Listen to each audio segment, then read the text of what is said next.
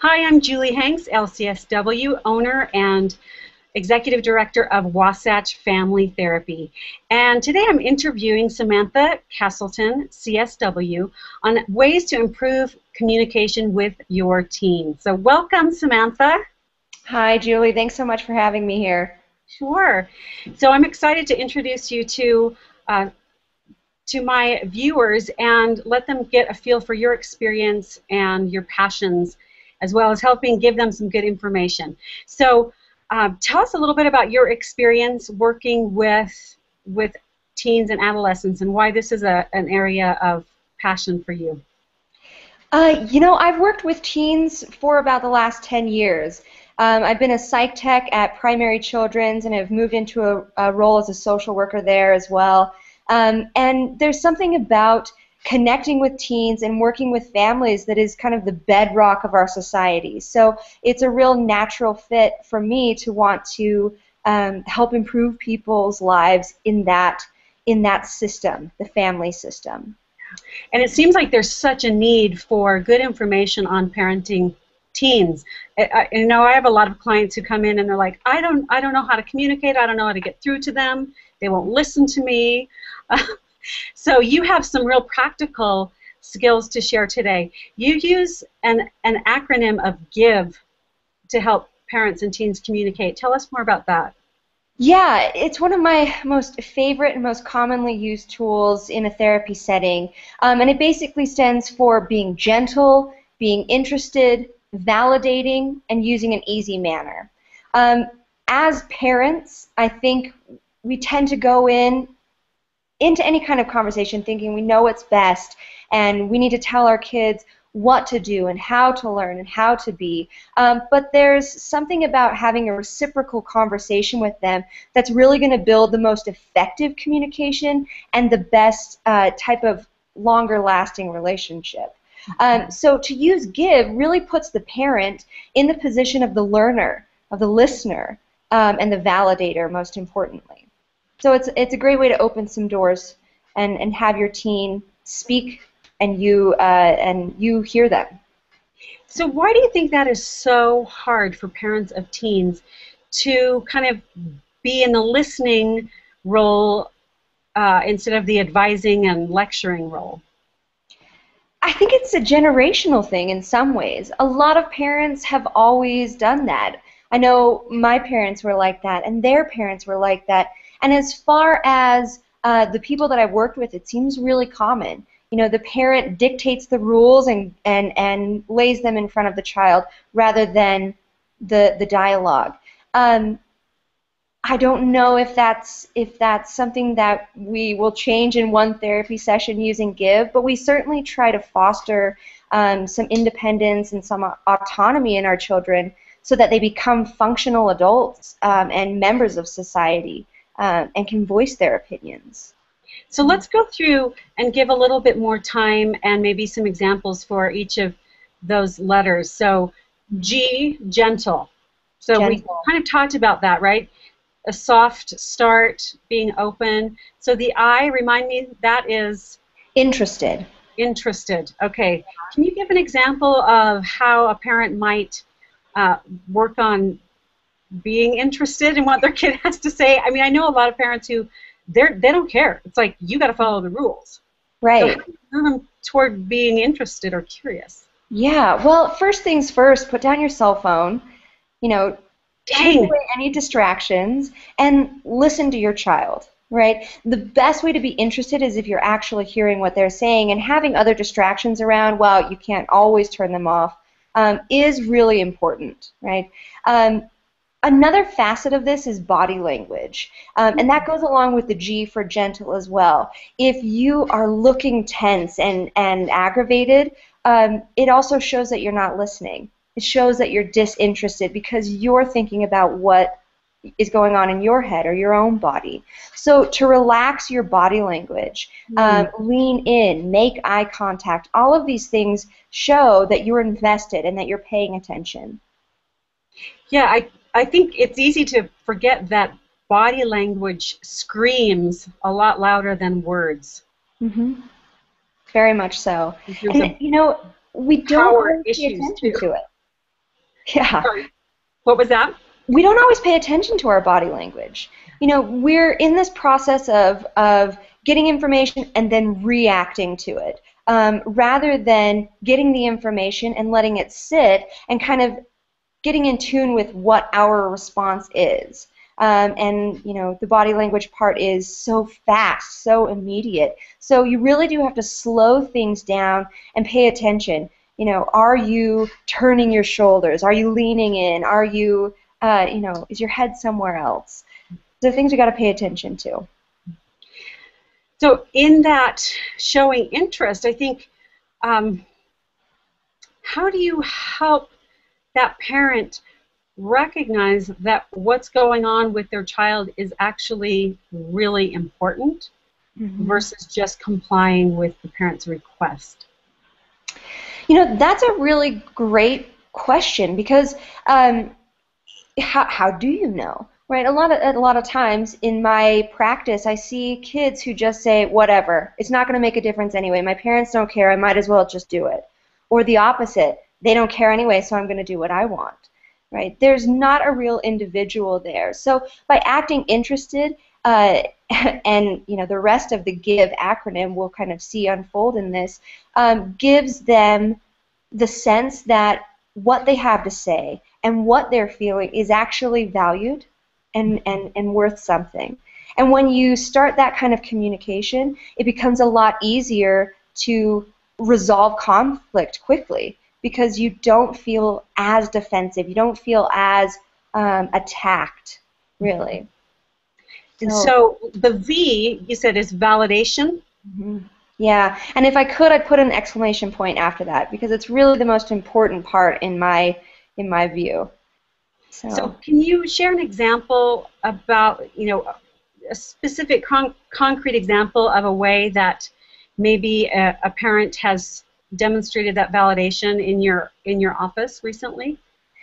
Yeah, I can actually. I have a teenage female client, and they've been having some family conflict for a while. And the mother usually says, "No, you're fine. No, you're fine. Don't worry about that. You're okay." She's not hearing the daughter. The daughter is very clearly saying, "I need help. I don't feel good about this." And the mom is invalidating what this child is trying to express. A validating statement would be something like, "Oh, you don't feel good about this. Oh, your heart's broken. You need help." Right? In some ways, it's just rephrasing what you heard your child say, and again, helps them feel understood and heard, and opens the door for them to express a little bit more thoroughly what it is that's going on. That's great. I think your example is excellent, and I've noticed that a lot as a parent and also working with parents, is that wanting to make it all better. Like they think, or we think, we're trying to make it better by saying, "Oh, you're okay, don't worry about it," but that's really interpreted by the teen as they don't care, or I shouldn't feel this way. It's exactly. Yeah, that's. I catch myself doing that, unfortunately. Yeah, but I guess all do. I catch myself, right? Right. Yeah. Well, and the funny thing is when you start looking at it in terms of parent-child relationships, that's one thing, but you can see how you do the same thing in other relationships as well. So it's kind of a constant practice of awareness that we need to cultivate to say, when am I invalidating people? When am I acting disinterested? Right? And again, it ties into the body language part by saying, "Wow, you look upset." Right? Now we're even kind of helping them become aware of what their feelings are, or what we're seeing their feelings are. Great. And then E. Yeah. Easy, you said easy manner? Easy manner. This is probably the most difficult one in some ways, because like you said, parents, their want is to protect, right? Their want is to make things easier, and sometimes that comes along with a lot of really highly emotionally charged words and body language. So keeping aware, again, body language, relax the shoulders, soften your voice, speak slowly. That opens the door, opens the arms, and allows somebody to come in a little bit closer rather than a gruff or intense manner, that's usually going to push somebody away a little bit farther. I like to think of it in terms of magnets, right? What's going to attract, what's going to repel. I like that. It's an easy way to remember. It's like, would I want to approach me right now? Probably not. Yeah. So soften or easy. Easy is what you use. Okay. So Yeah. how do parents know when it's time to say nothing? Wow, that's such a great question, and I think it depends on the context. You know, it would be so easy if I had a manual, like, in this instance, choose option A. Um, but I think, you know, once you start practicing these things and checking in with your own self, right? Like, oh, how is my body language? How is my tone could be interpreted right now? That's when you start to pick up those nuances, like, I just need to let my child vent. I just need to be quiet and let them talk for a minute. And there's another tool that I like that you can kind of throw in here called reflective listening. And it goes along with validating, where you simply restate what they're saying. Well, not simply, because it can be kind of difficult, because we want to ask questions, we want to get more detail. But yeah, rephrasing something to get that information in a soft, gentle manner is really helpful. So. I want to add to that too. I think one of the best questions after they've expressed and you've reflected back, also what I got is that you're really hurt that I said no, you couldn't go to this party, and you were felt like you were sad because I didn't listen to your concerns or whatever it is. And they say yes, you got it, and then to add, is there more? Oh, yeah. Is there more? And you just keep saying, is there more, until there's no more. Yeah. And it's amazing how much more comes up when we as parents are willing to not make it about us in that moment. Yeah. And ask for more.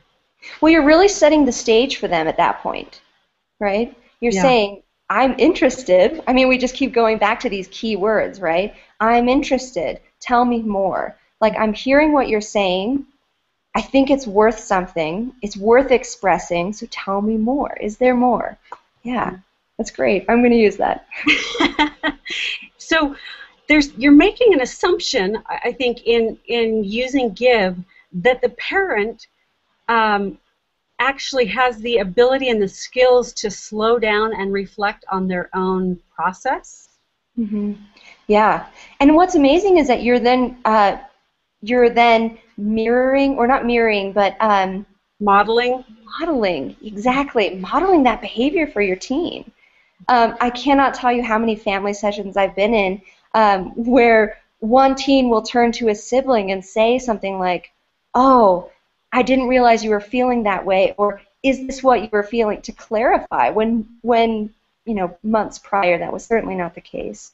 So we learn these things by watching other people. So it starts with the parents, and then the teens hopefully hop on the bandwagon pretty quick. And so as you're talking about this, I think I want to highlight that these are skills that need to be practiced. Nobody has this down, right? This give is just kind of always a process. Oh, that's very much like something to be underlined and bolded and put in italics, you know, because when we're in intense situations, we react quickly, right? That was one of the points about slowing things down, and it gives you a little bit more of a chance to digest it. Well, the same thing with repetition. It gives you more chance to assimilate that into your everyday life. So just hopping on or dovetailing off of that, practicing it with little things, you know, like, oh, it's bedtime. Let's practice validating that our child wants to stay up a half an hour later, and allowing them to dialogue about it. Maybe they won't get to stay up that half hour, but at least we're helping them communicate their wants and needs. It reminds me of a common situation at my house. My kids will say, I want to stay up 30 minutes later and watch this show. And I say, I'm hearing you really, really want to stay up and watch this. No, want to, and no. Like, I hear you, and no. Yeah. Yeah. And they get heard. You know? Right. And you still have that parental authority, but it's not like a dictator, right? Like, you know, no means no, and there's nothing else to it. Like, don't even No bother asking. discussion. So, yeah. Yeah, well, these are excellent tips and really easy to remember, the GIVE acronym. So go through it one more time. G, Gentle. gentle. I is interested. V is validate, and E is easy manner. And just as we discussed today, they all kind of blend together to make this really nice ball of physical, verbal, and emotional offerings for your kid. So. Well, thank you so much, Samantha, for taking the time to share this tool with desperate parents out there. We're always looking for new skills. I know I am, and hopefully this will help some of our viewers as well. So I want to encourage those of you who liked what Samantha had to say to check out our website, wasatchfamilytherapy.com, and you can learn more about Samantha and her practice there. And again, thank you so much for taking the time to talk with me today, Samantha. Oh, thank you, Julie. It's been a pleasure. Okay, we'll talk soon. Okay, bye-bye.